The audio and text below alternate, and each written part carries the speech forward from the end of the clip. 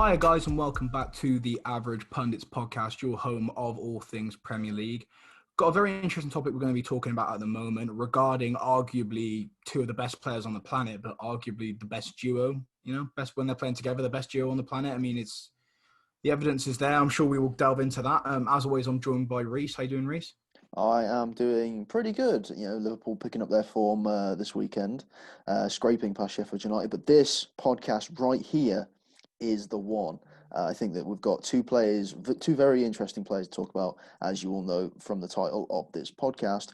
And yeah, it's always good to be back in Average Pundits land. But also, we are, as of recording, we are 4 subscribers away from 100 now. Mr. Brody has a little special event coming up on Thursday, the day after this podcast comes out.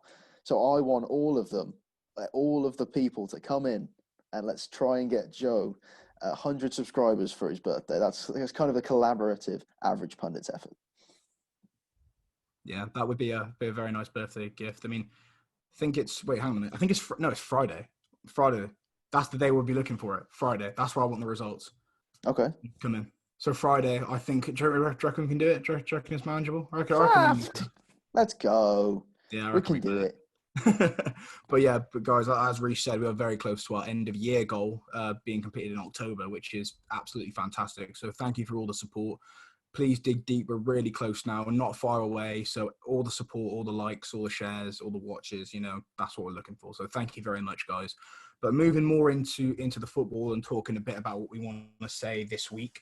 Tottenham at the moment, Harry Kane and HeungMin Son have been the duo that I think we've been exceedingly impressed by, as well as, a lot of people in the league. And I think I'm not going to say they're underrated, but at the moment, I feel like what they're doing as a duo, as the two of them have one scoring, one assisting, it's arguably, in my opinion, the best in the world currently. I mean, I know, it's a big statement, but that's what we want to talk about today.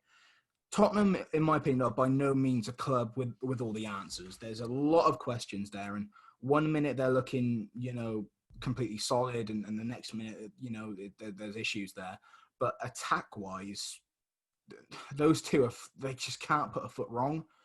It was a 1-0 win over the weekend. But, it's the same old story. One of them assisting the other. I don't honestly think, you give them the momentum. If they had the players behind them, that attacking duo, it's world-beating. It's absolutely unstoppable. It's a shame they're not in the Champions League this season. It's a crime. Genuinely. I think a showcase like the Champions League is something that you just need a duo like Kane and Son to be on. And I think that with that showcase, with the lack of showcase, I think they're going to have to just kind of settle for they're in the Europa League this season, aren't they? Yeah. I genuinely think Spurs are a favourite for the Europa League this season, and then that gains them automatic rights to the Champions League next year, depending on if they don't, in fact, make it into the top 4. So I think a showcase like the Champions League is a shame that they're not a part of it, especially as the title of this podcast is. Kane and Son right now could be untouchable as duos in the world right now, especially I think as we're going to go into more detail, especially inside of the Premier League, that's for sure. Yeah, I mean, Harry Kane in particular, if we start talking about Kane first. We've had about 7 years of Kane in the Premier League now. Yeah, so I'd say about 6. Yeah, he's reaching like the mid to late areas of his career. Like, he's in the best kind of goal scoring form, around these years. And we've seen consistency. We know he's got consistency in his locker, and he's done that for club and country. But the only thing I think with Kane, that is the issue. I mean, everyone talks about the injury problems, but it's how much of a setback the injuries can be when they do come about.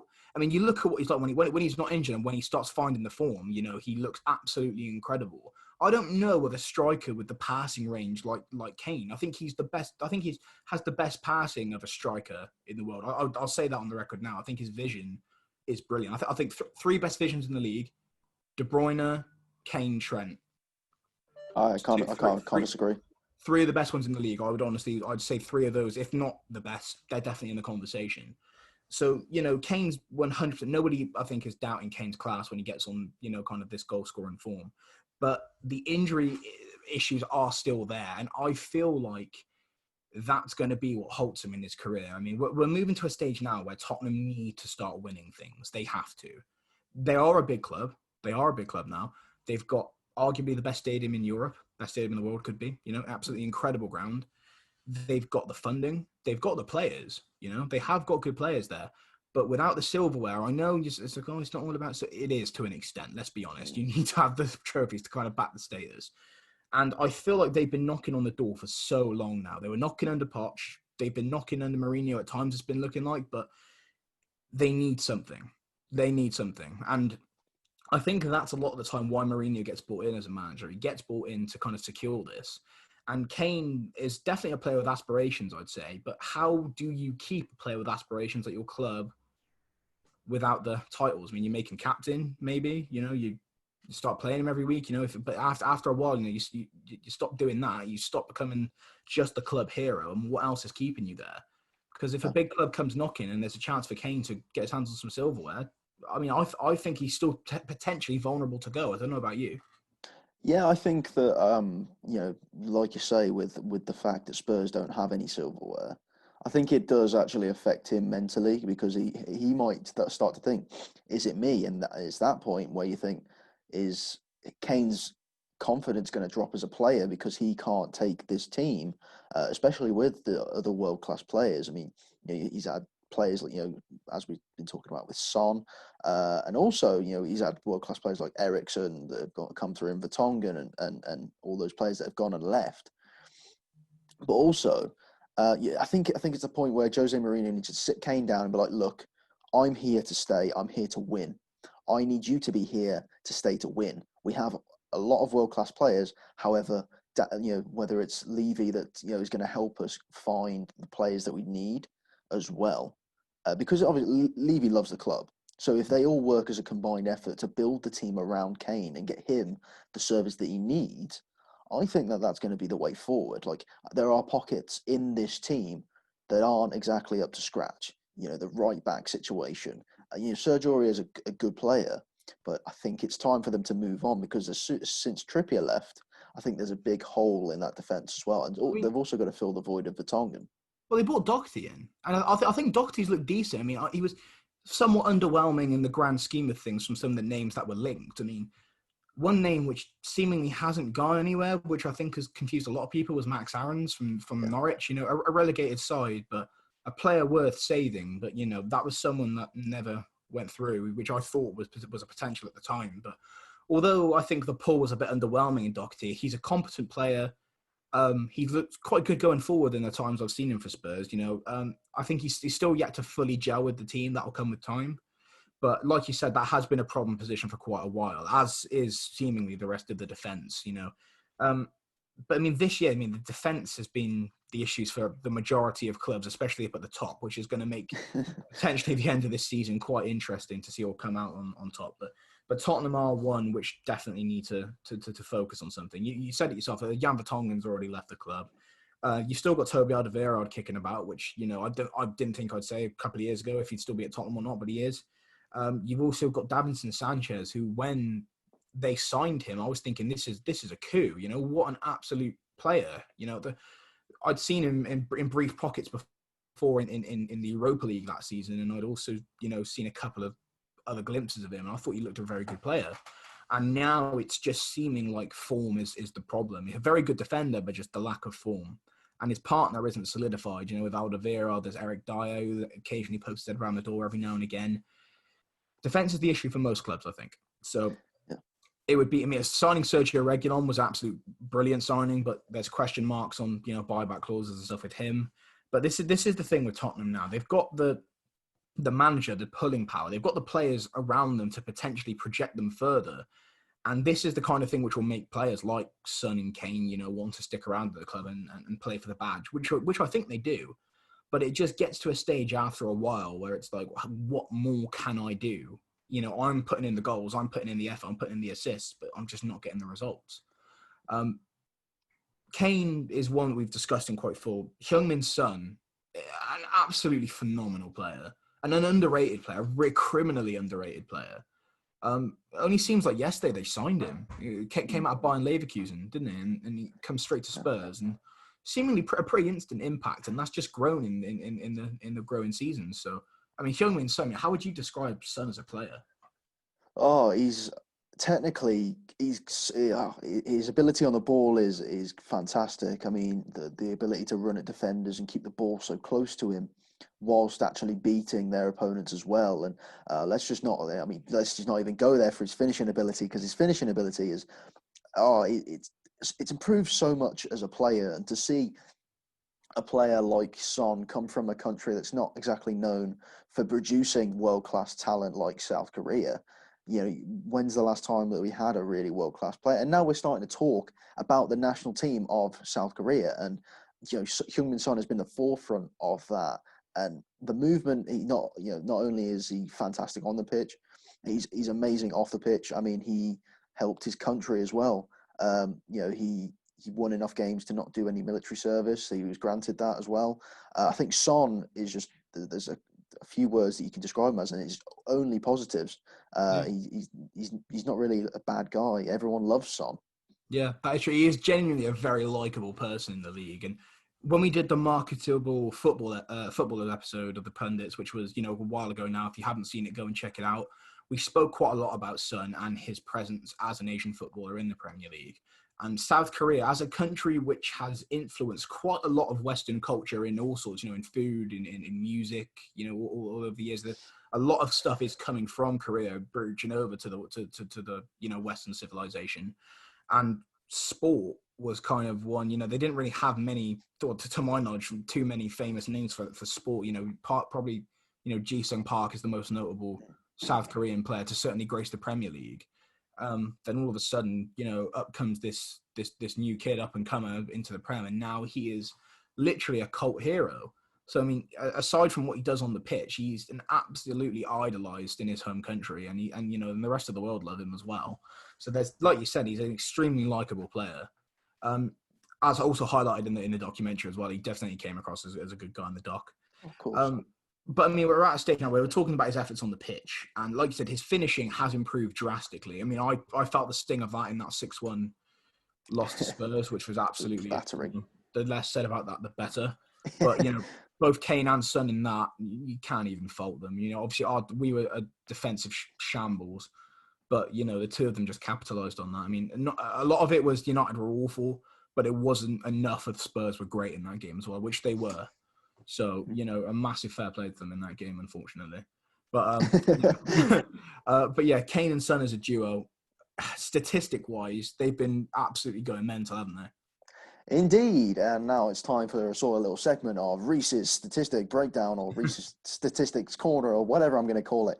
But I think we'll start with Harry Kane. A lot of people might have known this coming out of this weekend, but Harry Kane has just broken a new Premier League record. He's the first player. He's scored been involved in the most goals after 6 games.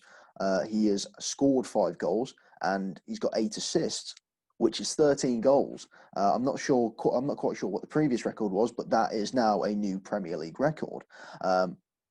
Son, at the moment, he's got 8 goals. He's the top goal scorer in the Premier League, just overtaking Dominic Calvert-Lewin, and he's also got 2 assists as well to his self. But together on the pitch, they're the only striking duo to feature in the top 6 goal scorers. So you have Kane sitting in 6th, and you've got Son featuring 1st, which is quite insane. Like, if you compare it to other strike partners, Salah and Mane are 3rd and 8th. Both of those combined are not as good as Kane and Salah. Now, here is where the statistics get quite insane for this season. Spurs have scored 16 goals this season. Only 3 goals have not been either Kane assisting Son or Son assisting Kane. And those are the goals from Tanguy Ndombele, Serge Aurier, and Lucas Moura. All of those either did have an assist from Son or Kane, which, apart from, I think, maybe Serge Aurier's goal, which is absolutely insane. Like, the amount of times, like 13 goals have direct impact from Son or Kane. I think this Work, just shows their team chemistry. work rate isn't the word, is it? It is absolutely phenomenal. Like right now, we've got so many accomplished attackers in the league. We're at a stage now. I mean, some of the names being thrown around, at all clubs now.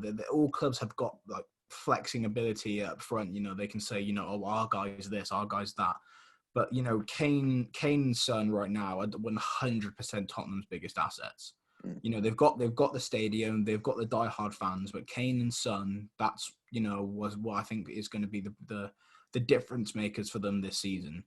But the crucial thing is if that duo can stay fit together. Son's injury record is not as prolific as Kane's, but we all know, history repeating itself would not be the best thing in the world. But, okay, this is where we bring some more statistics back into it, okay? So this season, okay, HeungMin Son's conversion rate from open play, this is how we're going to break it down. I've broken it down by the top goal scorers in the Premier League at the moment. So HeungMin Son, Dominic Calvert-Lewin, Patrick Bamford. It's weird to say that. It's so weird to say Patrick Bamford. Mohamed Salah, Jamie Vardy, and also Son's strike partner, Harry Kane. So let's start with Kane, for example. So Harry Kane this season has had 29 shots and scored 4 goals. That's a conversion rate of 14%. Compare that to also Mohamed Salah, who has got the exact same record from open play, 4 goals with 29 shots. Jamie Vardy is just above those with 2 goals and 9 shots, because most of Vardy's goals come from penalties. So he scored 4 penalties. He's only scored 2 goals from open play and had 9 shots for those. Up next is Patrick Bamford. He's had 23 shots, 6 goals, which is a conversion rate of 26%. Then we go all the way up to Dominic Calvert-Lewin, who's quite a bit ahead of Patrick Bamford. He scored 7 goals with 20 shots, which is a conversion rate of 35%. And this is a very dramatic jump. Like, we've just gone 9%.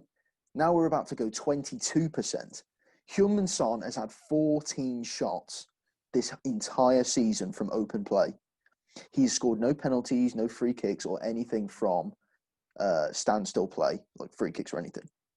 He scored 8 goals. That's a conversion rate of 57% from open play. And a lot of those goals are from Kane. I'm pretty sure the majority of them are from Kane, like passes from Kane. But a conversion rate of 57% of 14 shots is absolutely mind-blowing. So I think if Kane was to get injured, I don't think Son is going to have a problem finding the back of the net. That is absolutely incredible stats. That is good stuff. But, Son up front, on a counter, I'd say, Son may not have a problem finding the net, but is he going to have the, excellent delivery behind him? And this is kind of opening up the players. I mentioned earlier that, how high I hold Kane in terms of his vision on the pitch. Kane has almost kind of adopted the play as almost like a 10 in the way he plays his football, but he's still the bagsman. It's very interesting, but that's, how far he's adapted this vision. So the only thing that I would say I'd be concerned about if I was a Spurs fan is if, take Son out of the equation, Kane doesn't have, the arguably second or first most seasoned person at finding the net. Or if Son doesn't have Kane, is he going to still get the same delivery? Yeah. I don't know if the two of them need to be together in order to get the most out of each other. I mean, it's kind of throwing a bit of discredit on some of the other attackers they've got. I mean, they have also got Gareth Bale kicking about. I'm not forgetting about big GB9. But you've got Bale, you've got Bergwijn, who again very competent winger, very competent, and Lucas Moura, who although was maybe falling a little bit short on the Spurs pecking order, he still gets his appearances and still plays his games. Not as solidified as a starter as much, more of a covering off the bench player and every now and again. But, lest we forget a few years ago, he had that absolutely incredible Champions League run, which would be a shame to not remember because it was absolutely exemplary. I might say something controversial here because Spurs fans have such rose-tinted views towards Lucas Moura because his name is tied in with that amazing comeback against, in the Champions League. I don't think he's as good as people. He's very good. He's so quick. He's great at dribbling. He could have good. I don't think he's what Spurs need. That's why they did bring in Gareth Bale, because I think Lucas Moura was brought in as a right winger. They obviously weren't getting the the fill-in that they needed, and they had to bring in Gareth Bale, who also plays on that right wing spot. He, like you say, he did get he is down the pecking order a bit now. But I think there's always going to be that rose-tinted view of Lucas Moura when it comes to him in the Spurs squad. I wouldn't be surprised if he's shipped out in the next couple of seasons. Yeah, no, I could see exactly the same thing. I think the perception of Moura, I think it obviously, like you said, there's going to be the rose tint based on what he did, and you can't forget that, especially when it's so impactful to the club. But I feel like the condition of Moura and how he plays, I think everyone's kind of aware. A good player, but like you said, not a solidified starter. So I think I agree with you in the sense that I may not see him there, for too much longer. He could potentially move on.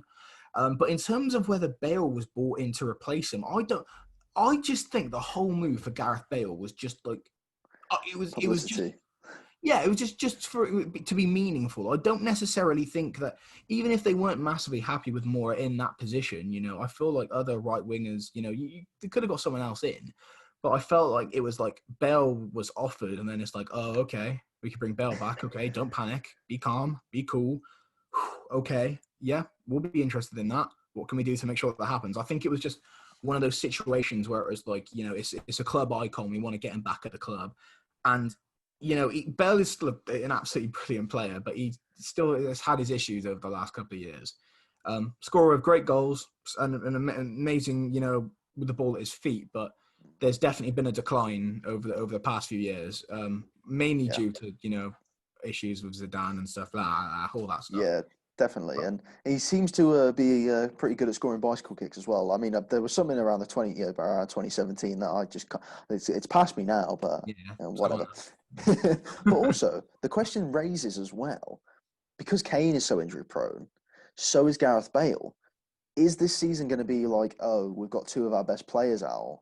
Now we're going to just have to rely on HeungMin Son up front, Steven Bergwijn, and also Lucas on the wings. And you're exactly where you were, before the lockdown happened, before Kane was fully fit to come back and play. It's just like it's the same scenario as last year where they struggled so much with injuries. I mean, they had Sissoko out as well. They had Ben Davies out as well. They had so many injury worries. And I don't think that they brought in enough players or have nurtured that very well to combat those problems, really. I think that's the big problem that people have with Spurs, is that they don't have the ways to combat injuries that much. Yeah. I mean, in the Europa League the other day, I completely forgot until I was reminded about it. Spurs brought in that Vinicius from Benfica. I really wasn't too familiar with who he was before that, I won't lie. But, he had some good numbers for Benfica for the season prior. So, okay. And in the Europa League the other day, albeit, playing against a lesser side in that particular competition, but that Vinicius pulled off a brilliant assist, kind of like a running along the left, just outside to the left of the box, and kind of backheeled it in to, I believe, Moura to finish it. And I thought, it was like, wow, okay, that's brilliant. That's a really good assist. I'm thinking, Spurs have got this guy they've brought in with this assumed goal scoring record from the Portuguese league to potentially come in and do a job, because the most heavily critical thing about Spurs fairly recently has been their lack of signing a backup striker, which they did poke a bit of fun at on Twitter. It's like, oh yeah, we finally listened to you in the announcement video, and part of me just read that and just like, oh, just put my face in my hand. But what are they doing here? But it was quite funny. So they've got this guy, and I think that was good. I won't say I know too much about him. We also haven't seen him in the Premier, to my knowledge. He could have played. I haven't seen him yet. A lot of people that will know stuff about him are those that play Football Manager, because he's a young kid and everyone signs it. All the young kids. That's where all this romanticising about these young talents comes from. I blame Football Manager. Blame the video games. Comes from the Football Manager and career mode. Yes. But yeah, so they've definitely been identifying some of their places in recent times where they can improve on. And Son can get goals from the left and up front. We've seen it both times. I quite like Son playing in the middle. And, ideally, a team where you've got Kane and Son playing with a player like Bale or Bergwijn or someone to come off the bench or to be starting alongside them, it is very good. It's a very good idea. And, I mean, one of the biggest things for Mourinho do you give him the credit for retaining these players? Because Absolutely. after the whole thing with Poch, a few of these guys could have been heading for the exit door, especially Kane and Son. So do you reckon you give Mourinho any credit for keeping him around? Absolutely, because Mourinho still carries the name around him. It's not like he was not winning titles in the time that he was bouncing around clubs. He was fired from Chelsea. He went to other clubs. He went to Manchester United. Yeah, he didn't exactly win the Premier League. He came second. He came second in the Premier League, which Manchester United have not able to do since. He won the Europa League. Did he win an FA Cup? I won the League Cup. Well, yeah, he won the League Cup. Have Manchester United won anything since? Not that I know about. The point stands. Mourinho is a massive name, and Spurs knew this. Spurs 100% knew this, and that's why they got a manager like Mourinho after such a great manager like Pochettino, who has nurtured all these young players up to where they are today. They needed someone to retain that, and Mourinho's the guy, and he's the one that's going to get the most out of the strike duo, I think. He's the most getting out. He's the manager that's getting the most out of his strike duo in the Premier League right now. I think it's time we roll it back in for some more statistics. So compared to the rest of the league, I've got some of the league's deadliest duos, right? So compared to the rest of the league, so we're going to start with just two players on a team. So, pretty standard. James Rodriguez and Dominic Calvert-Lewin. Combined, they have 10 goals and 3 assists combined. That's 13 goal contributions. Now, let's go over to Manchester, and we're going to have a look at United. The most deadly duo, to be honest, because a lot of them aren't scoring, to be honest. You would personally agree. Bruno Fernandes and Marcus Rashford. They have combined 5 goals and 4 assists. I think, depending on what side of the coin you're on, most of those are from penalties, but don't give me that face, Joe. But then, he is quite, compared to the Liverpool attacking 3, Salah, Mane and Firmino, 11 goals and 3 assists. That's 3 people. And arguably, one of the greatest teams in Premier League history, Manchester City, Kevin De Bruyne, Raheem Sterling, Gabriel Jesus and Sergio Aguero, combined 4 goals and 2 assists. Compare that, 4 people, to the deadly duo of Kane and Son, 13 goals and 10 assists. It speaks for itself, doesn't it, really, just of what we're dealing with right now. So many of the big clubs have started so weirdly this season, whether it's been, points lost through draws or just a really random loss. It's still fresh in the mind, a 7-2 loss for Liverpool. What was going on there? Yeah, no, don't mention that. But no, that happened this season. We're seeing, big clubs. We saw Man City held to a draw the weekend. We saw United and Chelsea draw. We're seeing a lot of clubs coming quite underwhelming. Arsenal losing to Leicester, probably Leicester were the favourites anyway, let's be honest. But Arsenal losing out there as well. Yeah, so we're seeing, a lot of big clubs floundering, and it's just crying out for someone to poach it, isn't it? Everton lost, they've been in great momentum. Villa lost, they've been in great momentum. The Premier League's open right now, and Spurs could potentially snatch. I wouldn't rule that out, but they'd have to find something they haven't been able to find before. And if they couldn't find it under a manager like Pochettino, I don't know. I've just thought of something. How have I not been able to mention this on the podcast already? Right, Firmino scored. He did score. He scored. Yeah. How did that happen? Yeah. When did that happen? The game I don't watch. They win.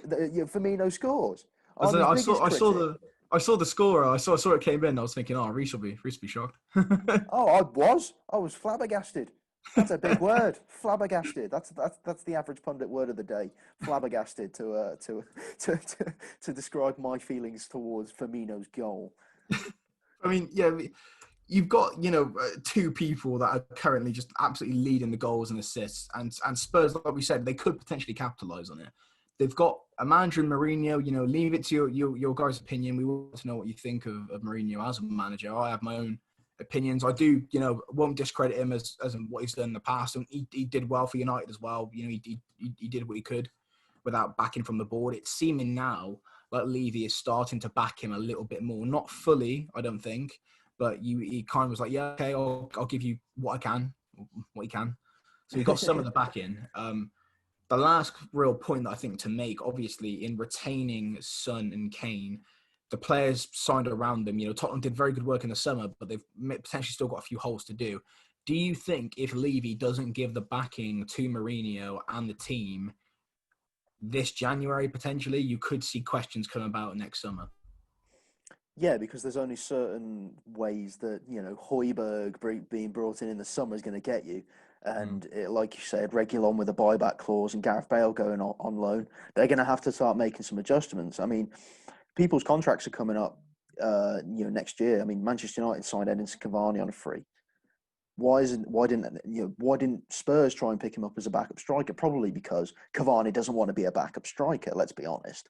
But I think that people are going to have to start looking as to where contracts do end up, given out. I mean, whose contracts are coming up? Who's going to be a free agent? They can start looking in January and making those offers for that point. When there's 6 months left in the contract, offers can start being made.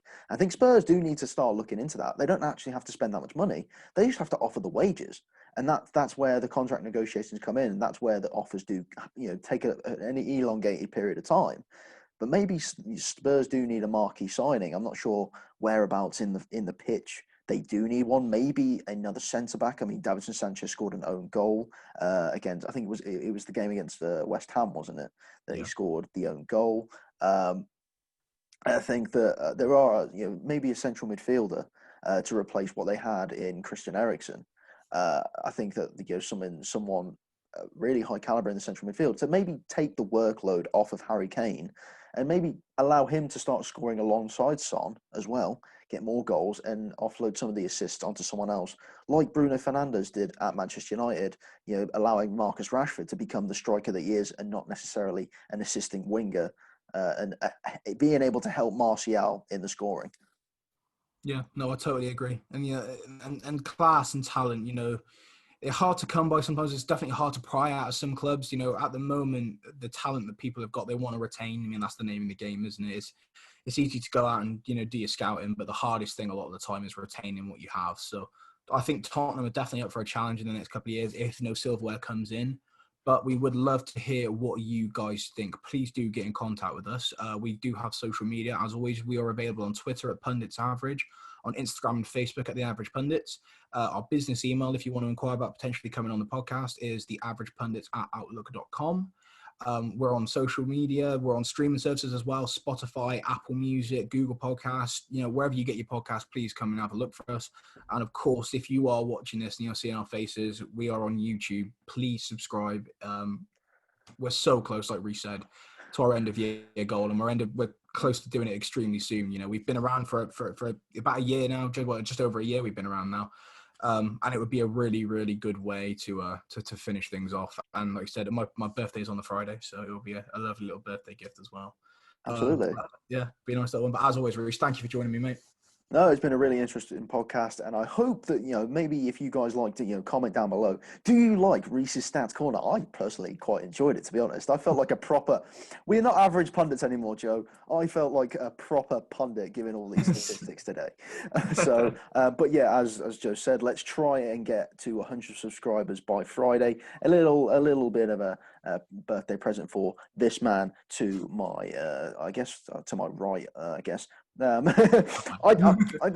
getting confused, but this little sub counter above me, make sure that hits 100 by the next time that we have a podcast. You will see it change, and then we might have a new goal in mind. Let's go for 200. Why not? But yeah, Joe, thank you for being the great host as you are. And I mean, we're not going to have a podcast until after your birthday, so I guess happy birthday. Thank you very much. Reece. Thank you very much, everyone, for watching and listening, and we will see you guys.